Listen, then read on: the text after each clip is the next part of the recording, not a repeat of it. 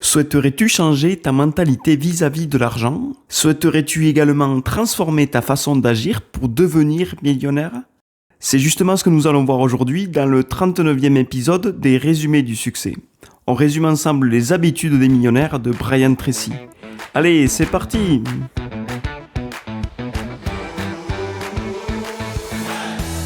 Bonjour et bienvenue dans les Résumés du succès. Aujourd'hui, l'épisode numéro 39, on continue sur notre lancée avec un nouveau livre concret et même transformateur. Cette fois-ci, je vous parle d'un ouvrage devenu une référence mondiale en matière de réussite financière, Les habitudes des millionnaires de Brian Tracy. Alors celui-ci, c'est le premier livre que j'ai lu en matière d'apprentissage de nouvelles habitudes. Pour moi, c'est un livre à lire absolument, si l'on veut comprendre pourquoi certaines personnes réussissent financièrement et d'autres non. Ce livre, je le relis de temps en temps pour me remettre sur les rails et prendre de nouvelles habitudes. Et je vous le conseille vivement. Parce que ce livre ne parle pas simplement d'argent, il parle de discipline, de décision et d'habitudes quotidiennes pour améliorer notre vie. Il a été publié dans la lignée des plus grands classiques du développement personnel. Ce livre ne promet pas de recettes miracles, vous n'allez pas y trouver de trésors concrets, mais c'est des choses qu'on connaît tous.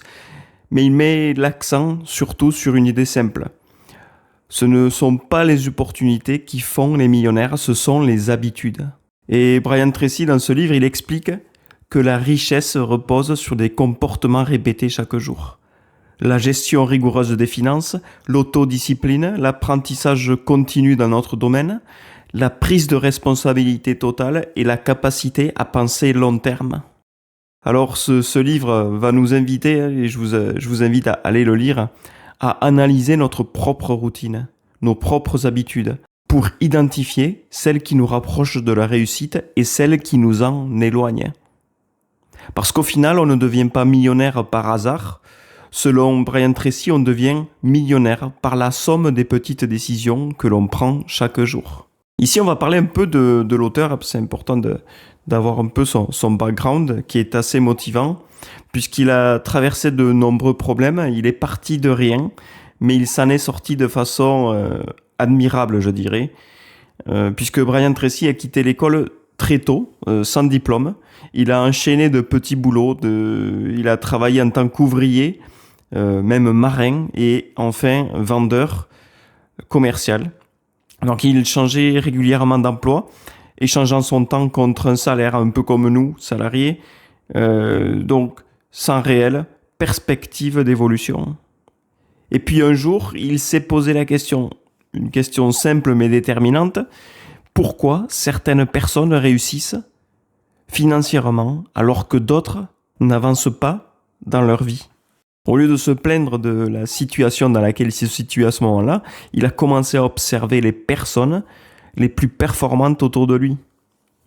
C'est là qu'il a étudié leur comportement, comment ils travaillaient, leur manière de penser et leur gestion du temps et de l'argent.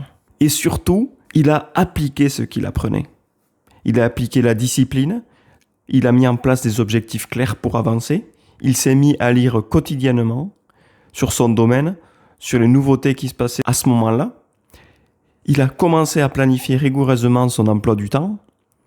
Il a commencé à prendre plus de responsabilités dans son travail. Résultat, à terme, il est devenu le meilleur commercial de son entreprise. Puis ensuite, il est devenu entrepreneur. Puis ensuite, il est devenu auteur à succès avec plus de 20 livres à son actif et conférencier international, formant et accompagnant des milliers de personnes dans le monde entier à transformer leur rapport à la réussite et à l'argent. Tout ça par des petites habitudes qu'il a mis en place dans son quotidien. Tout ça par une amélioration de 1% par jour. Et dans ce livre, le message central, c'est le suivant. La différence entre être riche et ne pas l'être ne dépend pas du talent, ni de la chance, ni des diplômes. Elle dépend de ce que tu fais chaque jour. Ce sont tes habitudes quotidiennes, invisibles, répétées, souvent banales, qu'on pense que c'est insignifiant, mais tout ça va déterminer notre niveau de réussite à long terme. Il nous dit dans ce livre que si on change nos habitudes, on change notre destin. Allez, maintenant, on va rentrer dans le vif du sujet. Ici, je ne vais pas tout te résumer du livre. Cela prendrait des heures et peut-être une dizaine d'heures. Je ne sais pas s'il est tellement conséquent. Chaque ligne de ce livre est importante. Mais ce que j'ai fait ici, c'est que j'ai gardé l'essentiel, les habitudes du livre qui me semblent les plus pertinentes pour réussir dans notre vie professionnelle. Et pour commencer, on doit passer par revoir notre mentalité. Parce que la majorité des gens ont une mentalité de survie. Elles dépensent rapidement ce qu'elles gagnent. Elles prennent des décisions à court terme sans vraiment réfléchir. Elles consomment au lieu d'investir. Et pour devenir millionnaire, eh bien, il faut changer notre relation avec l'argent. On ne peut pas jeter l'argent par les fenêtres. On va devoir le garder, l'investir, penser à demain, penser à nous pour investir dans notre formation, par exemple. Et on va voir maintenant que les personnes riches et pauvres sont différentes. Bien sûr qu'elles sont différentes. Il y a 3 piliers fondamentaux qui différencient les pauvres des riches selon Brian Tracy. Et le premier pilier, c'est la pensée orientée objectif, mesurable. Les pauvres disent « il faut que je gagne plus », alors que les riches, ils disent qu'ils doivent augmenter leur revenu de 2 000 € par mois d'ici 12 mois. La différence, c'est quoi? La première option, il faut que je gagne plus, on se donne un objectif qui est vague, il n'est pas précis. Alors que dans la seconde option, les riches, eux, ils se fixent un objectif clair. Ils ont un problème à résoudre, ils vont chercher la solution et concrètement, ils savent ce qu'ils vont faire. Parce que quand c'est précis, notre cerveau cherche des solutions.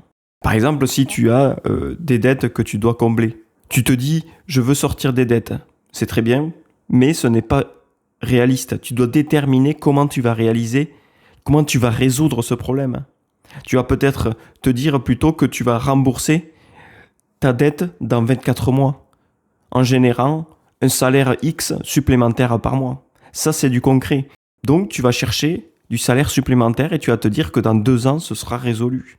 Et chaque mois, tu vas vérifier si tu avances bien vers cet objectif. Une fois que tu as fixé cet objectif, ça devient un plan concret. Tu vas devoir trouver une compétence monétisable, par exemple, négocier une augmentation dans ton travail, ou lancer une activité secondaire pour combler ce manque. Ou alors, même, tu vas devoir réduire tes dépenses de 300 € par mois. C'est juste un exemple, mais tu vois, je pense que tu comprends ce que je veux dire ici. On ne parle plus d'un rêve vague, mais on parle d'une exécution d'un plan concret. On a vu le livre aussi « Réfléchissez, devenez riche » de Napoléon Hill.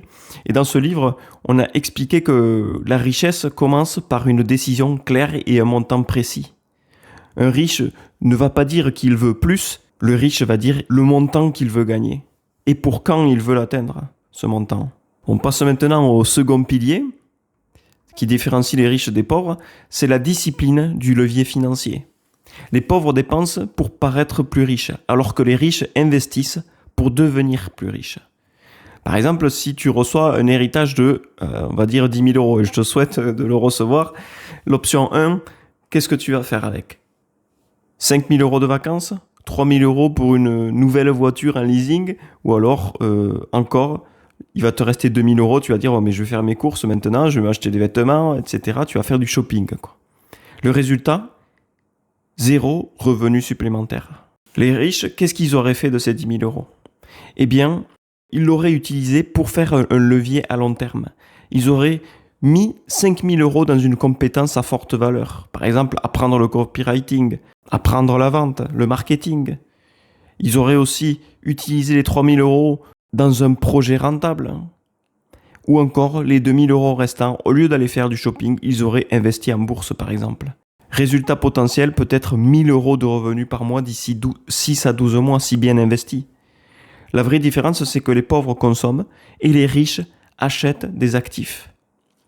On a vu aussi le livre des secrets d'un esprit millionnaire de Harv Eker. On a expliqué que les riches pensent en termes de croissance nette et de flux de revenus. Donc il faut essayer de penser comme ça. Arrêter de consommer sans réfléchir. Et penser long terme et investir notre argent. Le troisième pilier, c'est la focalisation sur la valeur apportée. La mentalité pauvre, selon Brian Tracy, c'est une mentalité limitée qui se concentre sur combien vais-je être payé? Comment gagner plus sans faire plus? Ça, c'est la mentalité de pauvre, selon Brian Tracy. On focus exclusivement sur le revenu immédiat et pas sur l'impact. Alors que les riches, eux, par exemple, un entrepreneur, à l'inverse, est orienté sur la richesse et se demande constamment comment je vais créer plus de valeur. Comment je vais pouvoir aider mon client à obtenir 3 fois plus de résultats, par exemple. Comment résoudre un problème plus important. Comment rendre mon offre indispensable. J'espère que tu vois la différence. L'argent est une conséquence, alors que la valeur est la cause bien plus grande. Donc selon Brian Tracy, il faut s'orienter vers la valeur. Comment obtenir 3 fois plus de résultats? Comment résoudre de plus gros problèmes? Et comment se rendre indispensable? Il faut penser en termes de résultats, pas en termes d'heures travaillées. Et quand ces 3 piliers sont intégrés, les bonnes décisions que tu prends deviennent automatiques et deviennent même des habitudes. Et maintenant, on va passer à des habitudes salariales. L'habitude numéro 1, c'est se payer en premier. Ce n'est pas combien tu gagnes qui compte, c'est combien tu gardes pour toi. Beaucoup de personnes gagnent plus, mais aussi dépensent plus et restent au même niveau. Plus ils gagnent, plus ils consomment. Je vais te donner quelques exemples ici, puisqu'il y a certains athlètes dans le sport qui ont gagné des dizaines, voire des centaines de millions de dollars ou d'euros. Puis, ces personnes-là, ils n'ont pas su gérer et ils ont connu de graves difficultés financières. Par exemple, Mike Tyson, qui est un célèbre boxeur, très connu, a gagné plus de 300 millions de dollars durant sa carrière. Mais pourtant, il a fait faillite en 2003. Antoine Walker, basketteur, a aussi gagné 110 millions de dollars, plus de 110 millions de dollars en NBA aux États-Unis, et aussi il a fait faillite. Boris Becker, un joueur de tennis aussi, qui a remporté des millions en tournoi et contrats publicitaires, puis a déclaré être en faillite. Pourquoi? Qu'est-ce qui s'est passé? Parce qu'ils avaient des revenus élevés, mais pas toujours d'éducation financière, pas de gestion rigoureuse, pas de vision à long terme. Ils n'avaient pas de projet. Ils avaient juste un flux d'argent, mais pas une mentalité de construction de patrimoine. La vraie leçon ici que tu peux retenir, c'est qu'il y a une différence entre gagner beaucoup et construire et préserver la richesse. Un entrepreneur avec une mentalité de riche aurait fait ce qui suit. Il aurait investi, diversifié, préparé l'après-carrière, préparé sa retraite. Il aurait contrôlé ses dépenses. Il aurait même engagé un coach pour se former dans la gestion financière. Il se serait entouré de conseillers compétents. Et ce que tu dois retenir ici, c'est une règle simple. C'est que tu dois, dès que tu reçois ton argent, à la fin du mois, dès que tu reçois ton salaire, ton chiffre d'affaires, détermine 90% de ce que tu gagnes pour les dépenses fixes et économise les 10% restants. Et si pour toi c'est trop difficile, 10% à épargner, commence par 1% et augmente progressivement. Ce que tu peux faire aussi, c'est que dès que tu reçois une augmentation, tu peux économiser 50% de ces augmentations. Alors ce que tu dois faire pour mettre en place cette habitude d'économiser tes 10%, tu vas devoir automatiser cette épargne comme une facture obligatoire chaque mois. Dès que l'argent rentre, un virement part sur un compte sécurisé. Tu vas t'obliger à vivre avec moins. Donc l'habitude numéro 1, c'est paye-toi en premier. Dès que l'argent arrive, mets de côté un pourcentage et vis avec le reste. Je te donnais un exemple ici, c'est Warren Buffett qui vit toujours dans la maison qu'il a achetée en 1958. Il a acheté cette maison pour 31 500 dollars. Et aujourd'hui, en 2026, il est toujours dans cette maison. Il pourrait s'offrir n'importe quel manoir du monde, n'importe quelle villa, et pourtant, il privilégie la simplicité et la rationalité financière. Pourquoi? C'est intéressant ça. Parce que sa logique, c'est la suivante. Chaque dollar qu'il dépensait, inutilement, était un dollar qui ne travaillait pas pour lui. Et Warren Buffett a compris que le luxe ne sert à rien. C'est sûr, tu pourrais t'acheter ce que tu veux, mais ça ne sert à rien. Alors, au contraire, lui, il a créé des actifs qui vont l'enrichir. Il a créé des habitudes qui vont construire sa fortune. Il a investi l'argent au lieu de l'afficher à tout le monde. Et c'est ça qui l'a rendu riche. Ce qu'on doit retenir ici aussi, c'est que la richesse ne commence pas par la consommation, les voitures de luxe, les maisons surdimensionnées, le besoin d'impressionner. La richesse commence par la discipline, le contrôle de nos dépenses et une vision long terme avec des objectifs clairs. Allez, l'habitude numéro 2, donc, c'est en lien avec ce qu'on vient de voir ici, c'est faire travailler son argent. Parce que épargner ne suffit pas. Épargner va protéger, te donner de la sécurité au cas où il t'arrive quelque chose de grave, mais investir va nous permettre de nous enrichir. Si ton argent dort dans la banque, mais forcément, l'inflation va arriver et va réduire ton pouvoir d'achat. Tu échanges du temps aujourd'hui contre de l'argent.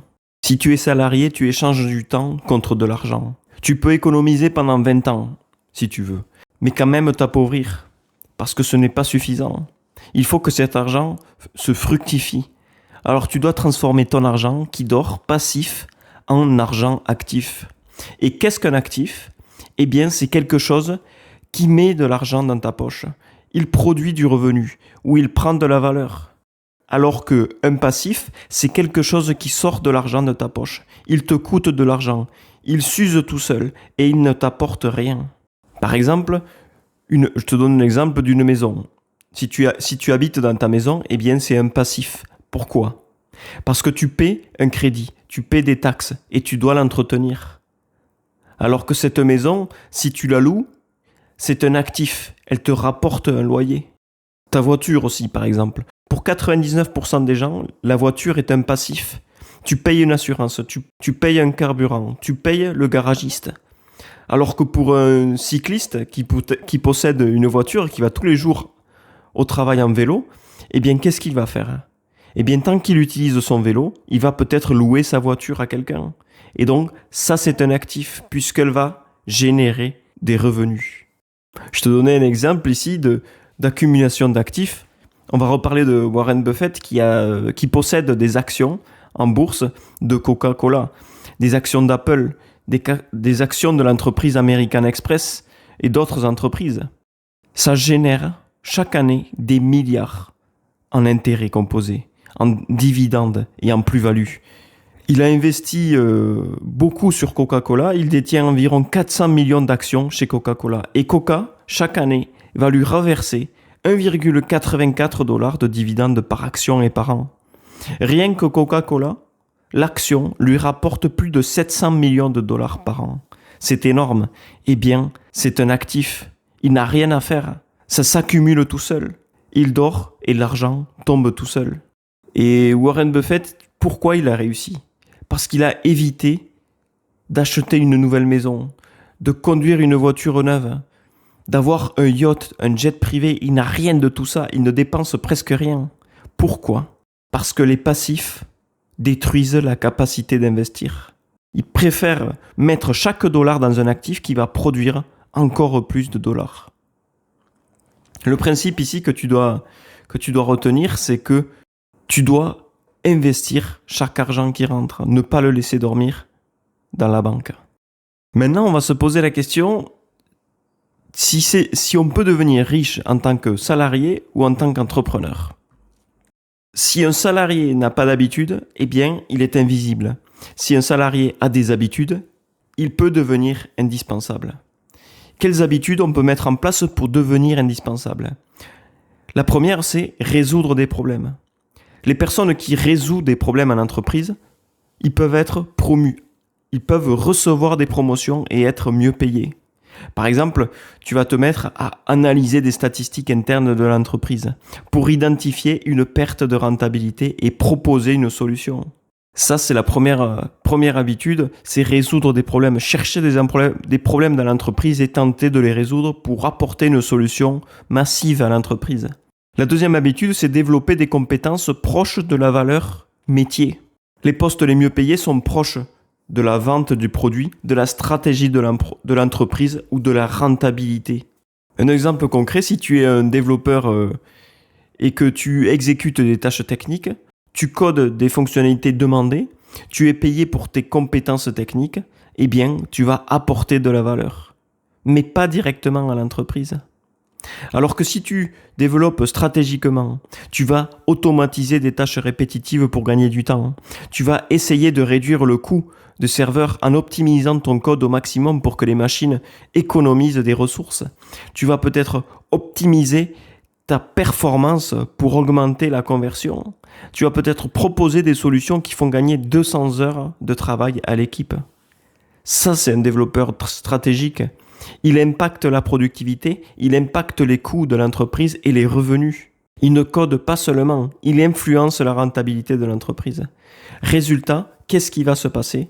Eh bien, son salaire ou son potentiel entrepreneurial va exploser. Alors, comment devenir riche? C'est une question qu'on se pose tous. Et avec les habitudes que l'on a vues, on détecte déjà quelque chose. Plus tu as d'argent, plus tu en auras, si tu l'investis. La voie vers la richesse se penche donc plutôt vers l'entrepreneuriat que sur le salariat. Mais on va voir qu'il y a dans l'histoire des personnes qui se sont enrichies en tant que salariés, mais cela est quand même plus difficile. Oui, tu peux devenir riche en tant que salarié, mais il faut qu'on ait aussi des habitudes, les bonnes habitudes. Comme on en a vu tout à l'heure, on a vu 2 habitudes solides en matière de travail, mais maintenant on va voir des habitudes de valeur rendue. Je vais te les citer rapidement ici. Première habitude, tu dois devenir excellent dans une compétence.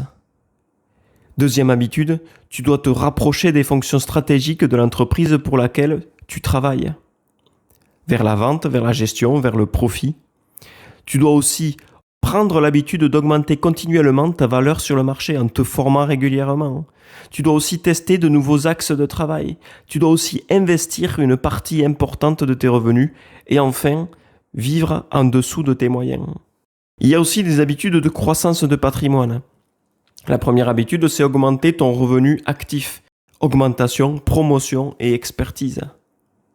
Tu dois aussi maintenir un fort taux d'épargne. Ici, dans le livre, on nous parle de 10%, mais tu peux augmenter et aller au-delà de 50% de tes revenus. Si tu peux le faire, fais-le. Plus tu investis, plus tu auras d'épargne et plus tu auras de revenus. Ça paraît logique. Mais aussi, tu dois investir systématiquement en actions, en immobilier, en entreprise. Tu dois réinvestir tous tes gains. Chaque augmentation, tu dois les réinvestir. Et ces habitudes que l'on a vues ici, elles viennent de la discipline, de la constance et de l'investissement à long terme. C'est les 3 principales habitudes que tu dois avoir. Tu dois être discipliné dans l'investissement. Tu dois être discipliné dans ton travail, dans ta formation. Tu dois être constant et ne pas arrêter. Et tu dois continuer à investir à long terme. Donc on a vu ici les habitudes du salariat. Et il y a quelques avantages, c'est qu'il y a moins de risques en tant que salarié, puisque tu as un salaire fixe, des revenus stables, et tu as moins de pression psychologique. Mais par contre, il y a des limites, puisque ton revenu est plafonné. Tu dépends d'un employeur, et ta croissance est plus limitée. Et comme on a des limites, eh bien on va voir que l'entrepreneur passe au-dessus de ses limites. L'entrepreneur n'a plus de limite de salaire. Il dépend de lui-même et de sa propre entreprise. Et son niveau de croissance est illimité. Maintenant, on va voir quelques habitudes de l'entrepreneur. Pour Brian Tracy, l'entrepreneuriat offre un levier beaucoup plus puissant. Pourquoi ? Parce que l'entrepreneur peut multiplier les revenus, créer des systèmes qui travaillent pour lui, embaucher plus de personnes s'il manque de personnel ou si la production n'est pas suffisante. Il peut automatiser des tâches et peut aussi revendre son entreprise. Il ne vend plus seulement son temps, il crée un actif qui travaille pour lui. Un salarié échange son temps contre de l'argent, alors qu'un entrepreneur construit un système qui génère de l'argent. Plus le système de l'entrepreneur fonctionne sans lui, plus il devient riche. Mais par contre, il y a des risques. Il y a des risques d'instabilité au départ. Il y a probablement des frais engagés. Il y a probablement de la pression financière, beaucoup d'heures passées au travail. Il y a une responsabilité totale. Ça, ce sont des risques. Tu peux tout perdre du jour au lendemain et ça, c'est un risque. Il faut être prêt. Mais il y a des avantages. Si le salariat nous bloquait, eh bien l'entrepreneuriat nous permet d'avoir des potentiels de revenus illimités, une création d'actifs très élevés et des effets de levier humains et financiers très importants. Et ce que nous dit Brian Tracy dans le livre, c'est que la vraie différence n'est pas le statut de l'entrepreneur. c'est sa discipline, c'est son orientation vers les résultats, c'est la focalisation sur la valeur rendue et c'est l'investissement intelligent et sa vision long terme. Mais le salarié sans discipline restera pauvre et si l'entrepreneur n'a pas de discipline non plus, il fera faillite. Donc maintenant, on va voir 3 habitudes de l'entrepreneur qui réussit. La première habitude, c'est l'obsession sur la rentabilité. Ce n'est pas le revenu qui compte, le chiffre d'affaires qui compte. C'est la marge qu'il fait avec son chiffre d'affaires. Par exemple, une agence de marketing fait 100 000 euros de chiffre d'affaires par mois. Avec 5% de marge, ça fait 5 000 euros par mois de marge. Alors qu'une petite agence n'a pas beaucoup de CA. Il est à 5 000 euros, elle est à 5 000 euros de CA par mois, mais elle fait 40% de marge. Ça fait 20 000 euros par mois. Ce n'est plus le revenu qui compte, ni le chiffre d'affaires, mais c'est la marge. Qui est le plus riche ici ? C'est simple. Plus tu as de marge, plus tu t'enrichis. Le but en tant qu'entrepreneur est donc d'augmenter cette marge pour gagner plus. L'habitude numéro 2 de l'entrepreneur, c'est réinvestir. Ce que tu peux faire, c'est que tu peux réinvestir 20% de tes bénéfices. 20% de cette marge, tu l'as réinvesti. Mais tu l'as réinvesti pourquoi ? Pour créer de nouveaux produits, pour améliorer les produits existants, pour améliorer également le marketing ou les systèmes. Donc, habitude numéro 2, réinvestir 20% des bénéfices nets. L'habitude numéro 3, c'est créer des systèmes qui fonctionnent pour nous. Et tu vas te poser la question ici, si tu as une entreprise, est-ce que ton entreprise peut fonctionner sans toi pendant 30 jours ? Si ce n'est pas le cas, alors tu es employé de ton entreprise. Et qu'est-ce que tu dois faire ? C'est chercher un système qui te permettrait d'être moins présent dans ton entreprise, tout en gardant la stabilité. Pourquoi c'est important ? Parce qu'une entreprise dépendante du fondateur, du créateur, du directeur, n'est pas un actif. C'est un emploi supplémentaire. Tu es toujours salarié. Alors pose-toi cette question. Ton entreprise peut-elle fonctionner 30 jours sans toi ? Et commence à chercher des solutions, des systèmes. Et maintenant, je te propose un exemple concret pour illustrer tout ça. Par exemple, un restaurateur, quelqu'un qui possède un restaurant, il a aussi des employés, mais il aime tout maîtriser. Il gère la caisse, il supervise la cuisine et il va gérer les fournisseurs. Il est indispensable tous les jours dans le restaurant. Et si cette personne part pendant 2 semaines, le chiffre d'affaires chute. Les erreurs augmentent et le stress va augmenter. Les clients vont le ressentir et ils vont moins venir manger chez vous. Ce n'est pas un business ici, c'est un travail intensif. Il est salarié de son entreprise. Alors que si le même restaurateur mettait en place un système, par exemple des procédures écrites pour gérer la caisse, un chef responsable formé, un processus d'approvisionnement automatisé, des indicateurs de performance pour suivre chaque semaine l'évolution, les ventes, le nombre de personnes qui viennent. Il crée des systèmes. Et s'il part pendant 2 semaines, le restaurant continue à tourner, les marges continuent d'être contrôlées. Les décisions claires et clés sont anticipées. Maintenant, on va passer à l'axe de l'amélioration continue. Parce que dans l'économie actuelle, les compétences ont une date de péremption. Sans progression, les revenus vont stagner ou baisser avec l'inflation, comme on l'a dit tout à l'heure. Et il y a 3 piliers du développement de l'amélioration continue. Le premier pilier, c'est investir 3% de ses revenus en formation. Et oui, parce que ton actif le plus puissant, le plus important, c'est toi. Chaque mois, recherche des formations sur ton domaine pour augmenter ta valeur sur le marché. Améliore ton état d'esprit. Cherche de nouvelles solutions. C'est essentiel pour continuer à progresser dans l'optique de devenir meilleur chaque jour qui passe. Deuxième pilier, fondamental aussi, c'est la lecture stratégique. Au moins 60 minutes par jour. Commence par lire des livres. 50% de ton temps, 30 minutes sur des livres métiers par exemple. 30% des livres sur le leadership. Et 20% de biographie pour savoir ce que font les gens qui réussissent.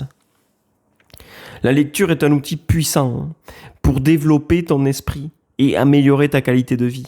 Elle va t'aider à stimuler ton cerveau, à renforcer ta concentration, à améliorer ta mémoire, tes capacités cognitives, tout en contribuant à ralentir même la vieillesse. C'est super puissant. Et je t'invite à commencer aujourd'hui. Procure-toi le livre de Brian Tracy, par exemple, et commence à lire là-dessus. Ou commence à t'informer sur ton domaine. Passe 30 minutes par jour à lire un article, par exemple, sur ton domaine. Et la lecture, elle va même plus loin. Elle va permettre de réduire le stress, enrichir ton vocabulaire, développer de l'empathie, par exemple, en te permettant d'explorer d'autres points de vue sur ton domaine, à travers des histoires de gens inspirants. Elle va te permettre aussi d'ouvrir ton esprit pour trouver de nouvelles idées, de nouvelles cultures et de façons de penser. Alors je te conseille d'intégrer la lecture dans ton quotidien, même quelques minutes par jour. Ça peut littéralement transformer ton développement personnel et intellectuel. Et maintenant, on va passer au troisième pilier qui est rapide, puisqu'au final, ce troisième pilier, c'est l'expérimentation constante.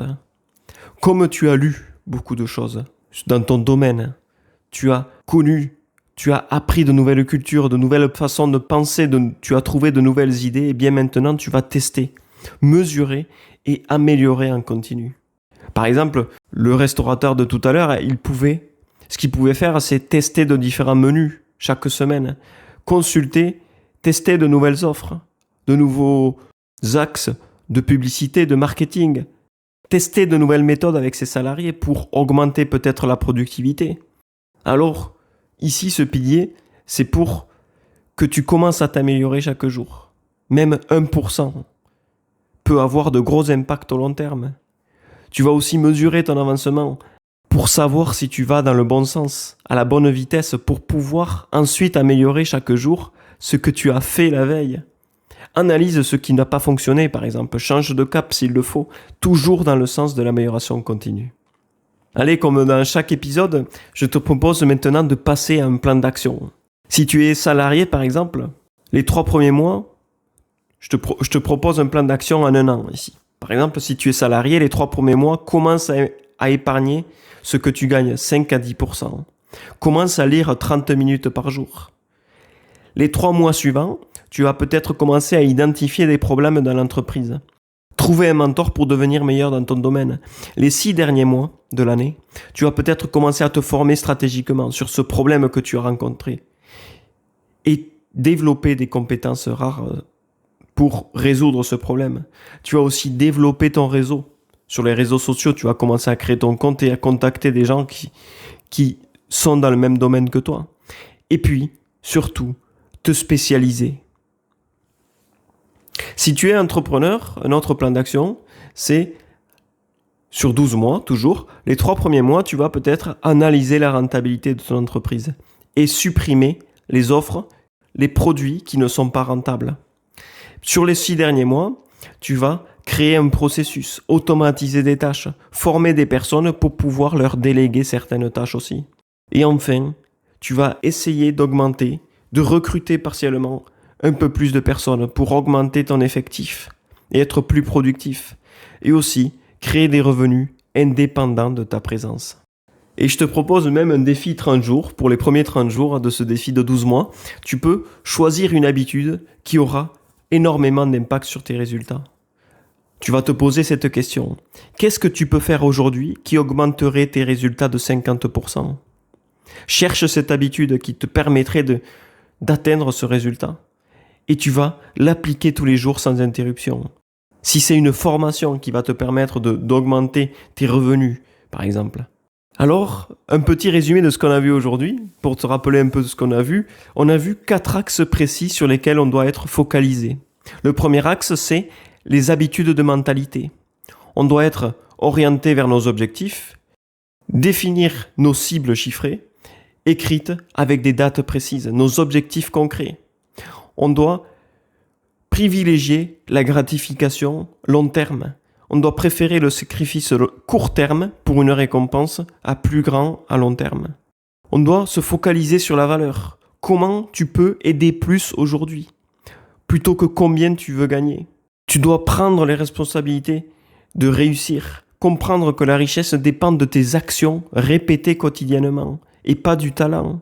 Tu dois mettre en place tes habitudes, prendre les responsabilités que tu vas prendre les actions pour réussir. Le deuxième axe qu'on a vu, c'est l'axe des habitudes de gestion financière. On a vu qu'on doit se payer en premier et épargner systématiquement 1 à 10% avant de dépenser. On peut aller plus loin si on peut le faire. On doit vivre aussi en dessous de nos moyens, adopter la simplicité volontaire comme Warren Buffett l'a fait, qui vit depuis plus de 50 ans dans la même maison qu'il avait payé 30 000 $. Ne pas viser le luxe, rester humble et simple. On doit aussi prendre l'habitude de convertir nos revenus en actifs. On doit transformer notre argent liquide en outil qui rapporte mensuellement. Par exemple, investir dans l'immobilier, dans la bourse, dans une entreprise. On a vu aussi qu'on doit viser les actifs et non pas les passifs. Comme la personne qui avait une voiture et qui préférait prendre le vélo pour louer sa voiture et avoir des revenus avec sa voiture. Le troisième pilier qu'on a vu, le troisième axe d'habitude qu'on a vu, ce sont les habitudes de performance. On doit prendre l'habitude de résoudre des problèmes, de devenir celui qui apporte des solutions concrètes au blocage de l'entreprise. On a vu qu'on doit être aussi obsédé par la rentabilité, surveiller les marges plutôt que le chiffre d'affaires par exemple. On doit aussi penser de façon systémique, créer des processus pour que l'activité ne dépende plus de notre présence physique par exemple. On a vu qu'on doit être proche de la valeur. On doit se spécialiser dans les domaines qui génèrent du profit. Par exemple, on doit être proche des domaines de la vente, de la stratégie ou du marketing. Et le quatrième axe qu'on a vu, c'est la croissance personnelle. Parce que nous sommes notre plus gros actif. Avec 3 règles fondamentales, 3 piliers que l'on a vus. La règle d'investir nos revenus dans notre propre formation, 3%. Tu peux investir 3% de tes revenus dans ta propre formation. C'est important de se former continuellement. On a vu aussi qu'on doit lire au moins 60 minutes par jour sur notre domaine, sur le leadership et sur des biographies de gens qui nous inspirent. Et on a vu aussi qu'on doit expérimenter dans notre quotidien, tester, mesurer et améliorer sans cesse nos méthodes. Et on a vu surtout que la richesse commence dans l'esprit. Pour transformer nos résultats, on doit d'abord transformer notre manière de penser. Identifie tes croyances limitantes sur l'argent, la réussite, la valeur personnelle. Puis, remplace ces croyances par un état d'esprit orienté vers la croissance. Adopte les habitudes des personnes qui ont réussi, comme on a vu ici. Adapte la discipline, la clarté des objectifs précis, l'apprentissage continu, la gestion intelligente de ton temps et de l'argent, et de ton argent. La gestion financière, la persévérance et prends la responsabilité de tout ce qui t'arrive. Même si ton compte en banque aujourd'hui ne reflète pas encore tes ambitions, si tu penses, si tu décides, si tu agis maintenant comme une personne qui réussit, aujourd'hui, alors tu es déjà en train de devenir quelqu'un qui réussit. Parce que la richesse extérieure est toujours le reflet d'une richesse intérieure. Donc tu dois commencer par l'intérieur. Tu dois commencer par changer tes habitudes. Tu dois commencer par élever tes standards et passer à l'action chaque jour. Et progressivement, ta vie changera. Alors j'espère que ce résumé t'a apporté de la valeur. Dis-moi en commentaire ce que tu en as pensé. Partage aussi, si tu le souhaites, cet épisode autour de toi. Et laisse un j'aime si ce contenu t'aide à avancer. Tu peux aussi partager ton expérience. Quelle est l'habitude que tu as décidé de prendre dès aujourd'hui pour transformer ta vie? Allez, on se retrouve la semaine prochaine pour un nouvel épisode.